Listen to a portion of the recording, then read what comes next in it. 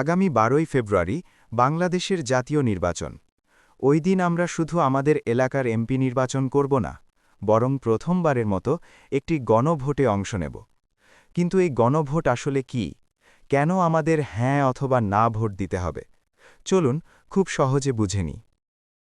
গণভোটের জন্য ব্যালট পেপারে 4টি প্রশ্নটি থাকবে। সহজ কথায় আপনি 4টি প্রধান পরিবর্তনের বিষয়ে আপনার রায় দেবেন। 1. তত্ত্বাবধায়ক সরকার ও শক্তিশালী কমিশন। ভোট এবং নির্বাচন পরিচালনার জন্য একটি স্থায়ী নিরপেক্ষ ব্যবস্থা তৈরি করা। 2. দ্বিকক্ষ বিশিষ্ট সংসদ। ভবিষ্যতে সংসদে 300 এমপির পাশাপাশি 100 সদস্যের একটি উচ্চ কক্ষ থাকবে, যা কোনো একক দলের স্বৈরাচারী সিদ্ধান্ত নেওয়া রুখে দেবে। 3. প্রধানমন্ত্রী ও রাষ্ট্রপতির ক্ষমতার ভারসাম্য।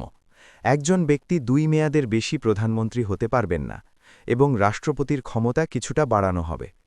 4. 30 দফা সংস্কার বাস্তবায়ন।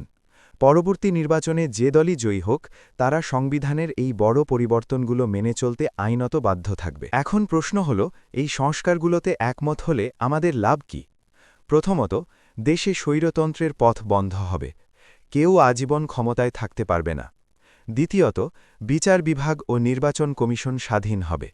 ফলে সাধারণ মানুষ সঠিক বিচার পাবে এবং ভবিষ্যতে আর ভোট চুরির ভয় থাকবে না। তৃতীয়ত, সরকারের একচ্ছত্র আধিপত্য কমবে, যার ফলে জবাবদিহিতা বাড়বে এবং দুর্নীতির পথ সংকুচিত হবে। ভোট দেবেন কিভাবে? ভোট দেওয়ার পদ্ধতি। ভোট কেন্দ্রে আপনি 2টি ব্যালট পেপার পাবেন। একটি হল আপনার এলাকার এমপি নির্বাচনের জন্য, অন্যটি হল এই গণভোটের জন্য। গণভোটের ব্যালটে হ্যাঁয়ের জন্য একটি ঘর এবং নায়ের জন্য একটি ঘর থাকবে। আপনি যদি মনে করেন এই সংস্কারগুলো দেশের জন্য ভালো, তবে হ্যাঁ ঘরে সিল দেবেন। আর যদি বর্তমান ব্যবস্থাই ঠিক মনে করেন, তবে না ঘরে সিল দেবেন। আপনার একটি ভোটই ঠিক করে দেবে ভবিষ্যতের বাংলাদেশ কেমন হবে। তাই আগামী 12ই ফেব্রুয়ারি ভোট কেন্দ্রে যান এবং সচেতন নাগরিক হিসেবে আপনার রায় দিন। ধন্যবাদ।